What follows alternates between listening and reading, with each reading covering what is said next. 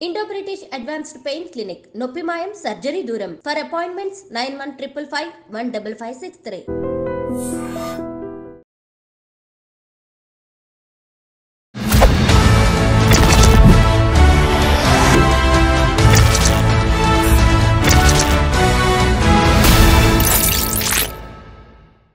అందరికీ నమస్కారం. నేను Swaroopa Potlapalli. Welcome to I dream.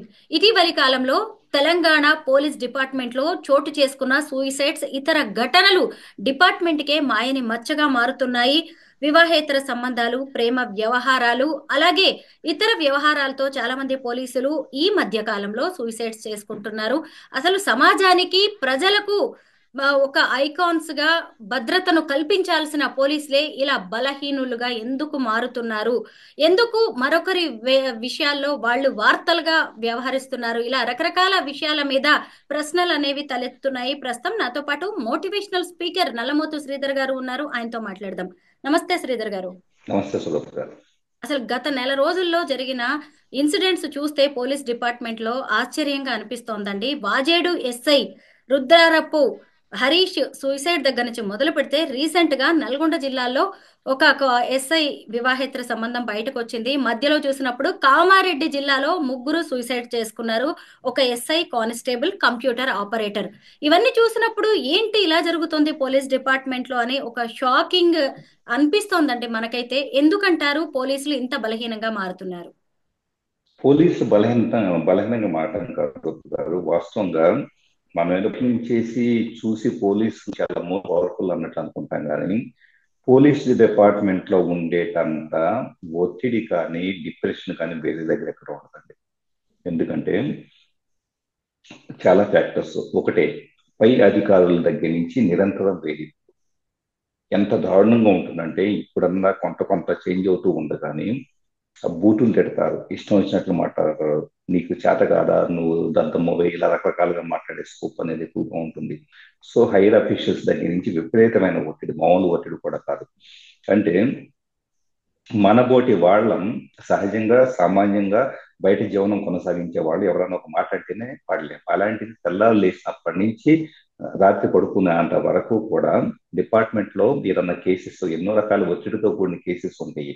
So వాటికి ఎవిడెన్స్ సేకరించి లేకపోయినా, ఇన్వెస్టిగేషన్ చేయాల్సిన ప్లేస్కి ఇన్సిడెంట్ జరిగిన ప్లేస్కి వెళ్ళలేకపోయినా కానీ, అక్కడి నుంచి అప్డేట్స్ ఇవ్వలేకపోయినా కానీ, లేకపోతే ఇంకా ఏదైనా what ever it may be, లేదా వీళ్ళు చెప్పిన పని చేయకపోయినా కానీ విపరీతంగా వచ్చేటప్పటికి వేధింపులు అనేవి కొనసాగుతూనే ఉంటాయి.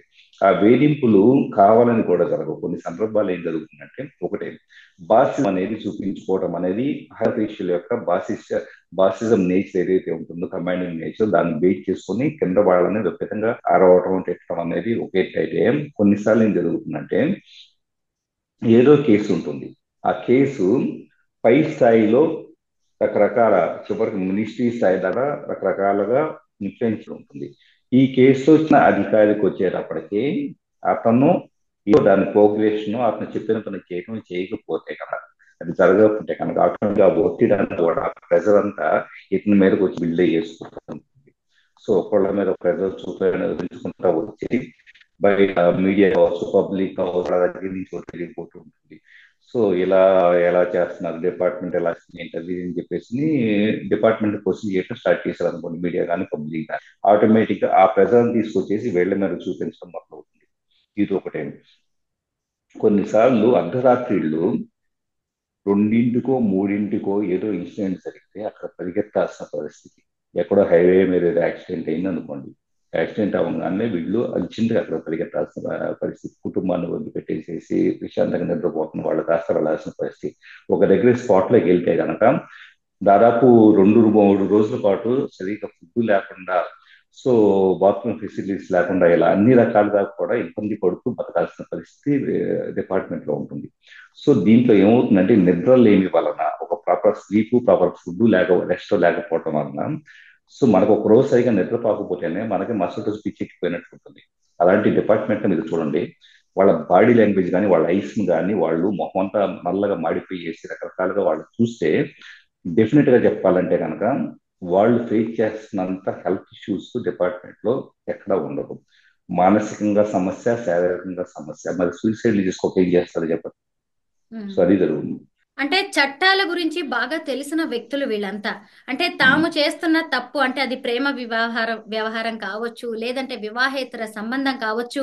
వీటి వల్ల ఈ విషయాలన్నీ బయటికి వెళ్తే సొసైటీ ఎలా చూస్తుంది, కుటుంబ సభ్యులు ఏమంటారు, లేదు అంటే ఇది కేసు అయితే జరగబోయే పరిణామాలు ఏంటి అనే దాని మీద వాళ్ళకి పూర్తి అవగాహన ఉండడం వల్లే దానికి పరిష్కారాన్ని కనుగొనలేక ఇలా సూసైడే మార్గం అనుకుంటున్నారంటారా? అంటే పరిష్కారం కనుగొనలేకంటే వాస్తవంగా అంతా తెలిసినా కూడా ఇది మనకు ఫైనల్గా వచ్చేటప్పుడు దాన్ని హ్యాండిల్ చేయలేని పరిస్థితికి వస్తే కనుక సూసైడ్ చేసుకుంటూ ఉంటారు.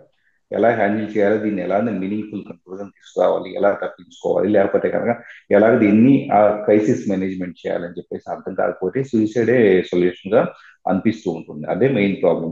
ఇంకొకటి ఏంటంటే వాస్తవంగా చాలా మంది డిపార్ట్మెంట్ లో ఉండే వాళ్లకు శాలరీస్ కరెక్ట్గా ఉండవు. ఫస్ట్ గుర్తుపెట్టుకోండి.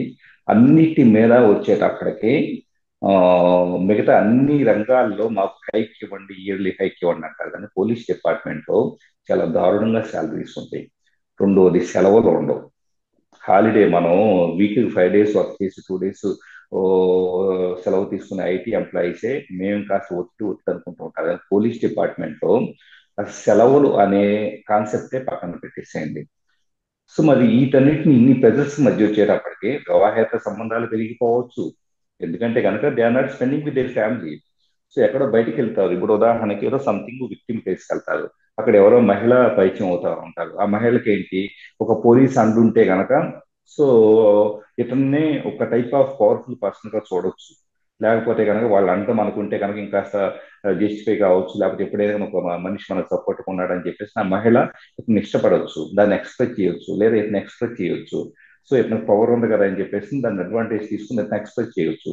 ఇలాగా చాలా చాలా సంఘటనలో పవర్ని బేట్ చేసుకొని, అక్కడ ఉండే పరిస్థితిని బేట్ చేసుకొని, అక్కడ విక్టిమ్స్ ఉండే మైండ్ సెట్ చాలా లోగా ఉంటుంది కాబట్టి ఆ సందర్భాల్లో పైచాలు ఏర్పడవచ్చు.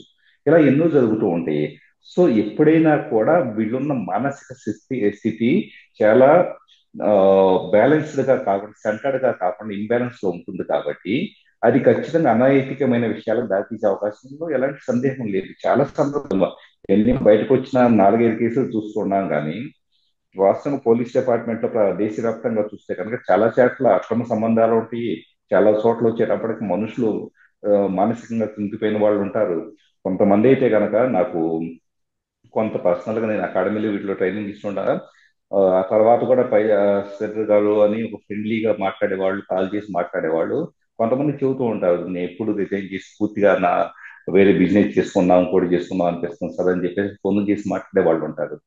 సో మనం పైన చూసేటంతా పవర్ఫుల్ గాను, మన పైన చూసేటంత ప్రశాంతంగాను అక్కడ పోలీసులు ఉంటారన్న విషయం ప్రతి ఒక్కరు గుర్తుపెట్టుకోవాలి.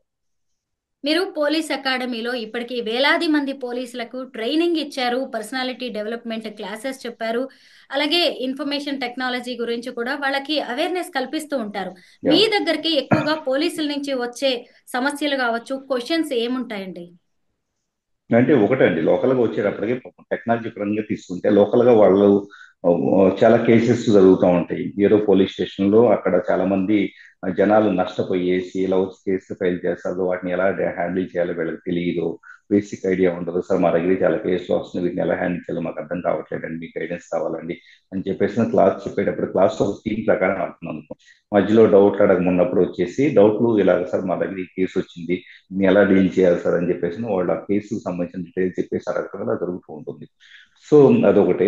రెండో థింగ్ ఏంటంటే ఇంకా ఆఫ్ ది రికార్డ్ ఏం చేస్తూ ఉంటారని చెప్తాను. కాల్ చేసినప్పుడు కానీ సడన్ నా నెంబర్ తీసుకుంటారు, కాల్ చేసి సరే ఇలా ఉండే పరిస్థితి, సో మీరు మోటివేషనల్ ఇవన్నీ చూస్తూ ఉంటారు కదా, అసలు నా లైఫ్ లో నేను ఈ డెసిషన్స్ దీంట్లో ముందుకు వెళ్ళాలా లేకపోతే ఏంటో నాకు అర్థం కావట్లేదు అని చెప్పేసి నిజంగా వాళ్ళు షేర్ చేస్తున్న కొన్ని థింగ్స్ ఆలోచిస్తే ఒక నార్మల్ హ్యూమన్ బీయింగ్ గా అసలు సరిగా సంపాదన లేని వ్యక్తి అయినా చాలా ప్రశాంతంగా ఉన్నట్టు లెక్క పోలీసుతో పోలిస్తే. యాక్చువల్ మనం ప్రతిదాన్ని పోలీసులు నిందించడం లేకపోతే బ్లేమ్ చేయడం ఇచ్చేస్తున్నా కానీ వాళ్ళని కరడు కట్టిన వాళ్ళు అని చెప్పేసి మనం అనుకుంటున్నాం. కరడు కట్టిన వాళ్ళు ఎందుకు రేపుతారంటే దీంట్లో కూడా ఒక ఆస్పెక్ట్ ఉంది. చాలా మంది నేరస్తులు డైరెక్ట్ గా చెబితే వినరు. ఇప్పుడు ఏదో నేరం చేశాడు, నేరం చేసిన తర్వాత వాడిని ఒక ఫ్రెండ్ లాగా ట్రీట్ చేస్తే, ఫ్రెండ్లీ పోలీసింగ్ పద్ధతిలో ఫ్రెండ్ లాగా ట్రీట్ చేస్తే కనుక వాడు వినడు. సో వాడిని ఖచ్చితంగా కూడా మెంటల్ గా ఫిజికల్ గా ఎంతో కొంత టార్చర్ పెడితేనే వినే స్టేజ్ లో గతంలో పద్ధతులు ఉండేవి. ఆ పద్ధతుల్లో వాటిని అప్లై చేసినప్పుడే నేరం అనేది, ఆ ప్రోగ్రెషన్ ఇన్వెస్టిగేషన్ అనేది ప్రోగ్రెస్ అవుతుంది. సో ఇన్వెస్టిగేషన్ ప్రోగ్రెస్ కాకపోతే మళ్ళీ జనాలు ఒత్తిడి, ఎవరైతే కేసు పెట్టారో వాళ్ళ నుంచి కానీ మీడియా నుంచి కానీ ఒత్తిడి ఉంటుంది. సో ఇక్కడ ఏమవుతుంది, మరి కొంత ఫోర్స్ కొంత ప్రెజర్ పెడితే మాత్రమే, కొంత విలన్ కలిపోతే మాత్రమే అక్కడ పిల్లలు మాట వినే పరిస్థితిలో వీళ్ళు కరెక్ట్గా తప్పని పరిస్థితి. సో ఇవాళ చాలా మంది పోలీసులు వాపోయేది ఏంటంటే, పోలీసు నన్ను వచ్చిన తర్వాత అరెస్టులు ఏ మాట వింటలేదు సార్ అంటారు. అది ఆ, ఖచ్చితంగా కూడా కొన్ని ఎఫెక్ట్స్ మనం రాల్సిందే. ఎందుకంటే నేరస్తుడు గా ఏమీ తెలియదు అని చెప్పేసి అని ఒక క్యాండిడేట్ ఇస్తున్నాడు అనుకోండి, ఇన్వెస్టిగేషన్ చేస్తుంటే వాడు చేయి చేసుకోకూడదు, వాడిని ఏమి అనకూడదు, వాడిని చాలా పక్కగా చూడి వాడు చెప్పే కాడ చేసుకోవాలంటే నేనేమి తప్పు చేయలేదు, నేనేం తప్పు చేయలేదు అని మళ్ళీ మళ్ళీ అంటున్నాడు అనుకోండి. సో దాన్ని ఎలా డీల్ చేస్తారు? సో ఇది బయట వాళ్ళని కరడు కట్టేలా చేస్తున్న పరిస్థితులు. కానీ వాళ్ళు చాలా మంది పోలీస్ డిపార్ట్మెంట్ మానసికంగా చాలా సున్నితంగా ఉంటారు. చదువుల భారం, టెన్షన్ భరించలేక స్టూడెంట్స్ సూసైడ్ చేసుకుంటున్న ఘటనలు పెరిగిపోయాయి. అదే స్థాయిలో పోలీసుల్లో కూడా సూసైడ్స్ గురించి మనం మాట్లాడుకోవాల్సిన సందర్భాలు ఇప్పుడు కనిపిస్తూ ఉన్నాయి. ముఖ్యంగా పైకి ఒక రకమైన కారణాలు కనిపిస్తున్నా దాని వెనక చాలా ప్రెషర్, స్ట్రెస్ అనేది ఉంది. అయినా సరే ఇన్ని ఘటనలు జరుగుతున్నా పోలీస్ డిపార్ట్మెంట్ నుంచి కూడా పెద్దగా స్పందన కనిపించట్లేదు. ఇక మీదటైనా ప్రభుత్వం, డిపార్ట్మెంట్ ఎలాంటి చర్యలు తీసుకుంటే మంచిదంటారు? అంటే ముఖ్యంగా పోలీసులు కొంత ఖచ్చితంగా శాలరీస్ పెంచడం అనేది ఒకటే. రెండో థింగ్ ఏంటంటే కొంత రిలీఫ్ టైం, సెలవులు ఇవ్వండి. సెలవులు ఇస్తే ఏమవుతుందంటే వీళ్ళు మానసికంగా చేసడానికి స్కోప్ ఉంటుంది. కొంత వర్క్ లైఫ్ బ్యాలెన్స్ కుటుంబంతో గడపడానికి కావచ్చు. కుటుంబంలో చాలా మంది పోలీస్ కుటుంబాల్లో పిల్లలు పోలీసుల యొక్క పిల్లలు నిర్లక్ష్యానికి గురవుతూ ఉంటారు. సో నిజంగా చెప్పాలంటే సమాజం కోసం వాళ్ళ కుటుంబాన్ని సాక్రిఫైస్ చేస్తున్నారు. అది ఫస్ట్ గుర్తుపెట్టుకోవాలి. మనమంతా మేము కుటుంబాన్ని వచ్చేటప్పుడే అన్ని రకాల కుటుంబం ఉండాలని చెప్పేసి ప్రతి క్షణం కోరుకుంటాము. మరి అదే పోలీస్ మనం నువ్వు రోడ్డు మీద ఎందుకు లేవు, నువ్వు ఎందుకు ఆ ఇన్సిడెంట్ జరిగితే నువ్వు అక్కడ ఉన్నావు ఇక్కడ ఉన్నావు అని చెప్పేసి మనం నిందిస్తూ ఉంటాం. సో ఇది ఒకటి మెయిన్ ఛాలెంజ్. సో డెఫినెట్ గా కుటుంబంతో గడిపే సమయాన్ని కొంత ప్రభుత్వాలు ఇవ్వగలిగి శాలరీస్ పెంచగలిగేసి. రెండో థింగ్ ఏంటంటే అప్పుడప్పుడు కొంతమంది ఇప్పుడు అకాడమీలు, police academy, psychologist, labour personal development trainers తో క్లాస్ ఉంటాయి. కానీ ఏదో జస్ట్ వాళ్ళు వాళ్ళకి ఎప్పుడైనా కానీ నెక్స్ట్ లెవెల్కి వెళ్ళాలన్నా కానీ, ఇప్పుడు ఎస్ఐసిఏ అవ్వాలన్నా కానీ ఈ టైప్ ఆఫ్ ప్రమోషన్స్ కోసం క్లాసులకి అటెండ్ అవ్వటం అనేది, అప్పులు తెచ్చడం అనేది ఒక ప్రామాణికంగా ఉంటుంది. కానీ అలా కాకుండా నిజంగా కౌన్సిలింగ్ చేసి వాళ్ళలో ఎలాంటి ప్రాబ్లమ్స్ ఉన్నాయి, వాటిని ఎలా డీల్ చేయాలని చెప్పేసి వాటి మీద గైడెన్స్ ఇవ్వటూ ఉంటాం. ఇది ఇస్తే వాళ్ళలో గూడు కట్టుకుపోయిన ఎన్నో ఎమోషన్స్ వచ్చేసి కొంతవరకు ఒక బ్యాలెన్స్డ్ స్టేట్ అనేది వస్తారు. వాళ్ళు కూడా human beings. First of all మనం ఏం చేస్తామంటే పవర్ మాత్రం వాళ్ళని, వాళ్ళ సూపర్ఫిషియల్లో. సో వాళ్ళని మనం అసలు పట్టించుకోవాల్సిన అవసరం లేదు, మనకంటే చాలా పవర్ఫుల్ అనుకుంటున్నాను. యాజ్ ఎ హ్యూమన్ బీయింగ్ గా ఒక బాస్ తిడతా ఉంటే కనుక, లేకపోతే కనుక బయట చాలా కాంప్లికేటెడ్ పరిస్థితులు ఉంటే, నిద్ర లేకపోతే కనుక, అర్ధరాత్రి ఒక శవం పక్కన కూర్చోవాల్సి వస్తే కనుక, మన శవం పక్కన కూర్చోవాలంటే మనకు ఎలా ఉంటుంది? మరి ఒక పోలీసు అన్ని రకాల వీటన్నిటిని ఎలా ఫీట్ చేస్తాడో మనం ఎందుకు ఆలోచించట్లేదు? కానీ సో ఇప్పటిదాకా ప్రభుత్వాలు నిజంగా ఖచ్చితంగా ఇలాంటి చూడాలి. సమాజానికి, జనానికి ధైర్యం చెప్పాల్సిన పోలీసులే ఎందుకు ఇంత మానసికంగా వీక్ గా అయిపోతున్నారు? ఇలా సూసైడ్ చేసుకోవడం ఏంటి? వీళ్ళు అసలు జనానికి ఏం చెప్తున్నారు అని రకరకాల ప్రశ్నలు ఉండే. కానీ పోలీసుల వెనక ఉన్న బాధని గాని, వాళ్ళ కష్టాలని, ఇబ్బందుల్ని ఇంకో కోణంలో చూపించింది మాత్రం మీరే శ్రీధర్ గారు. ఖచ్చితంగా పోలీసులకు కూడా ఒక రెస్ట్ అనేది అవసరం, రిక్రియేషన్ అనేది అవసరం. వాళ్ళు ఇల్లిసిట్ అఫైర్స్ పెట్టుకుంటున్నారు, తోటి కానిస్టేబుల్స్ తోనే క్లోజ్ రిలేషన్ లో ఉంటున్నారని మాట్లాడుతున్నామే కానీ దాని వెనక ఉన్న కారణాలు ఏంటి అనేది ఇంత బాగా మీరే మాత్రమే విశ్లేషించారు. థ్యాంక్ యూ సో మచ్ అండి. థ్యాంక్ యూ అండి.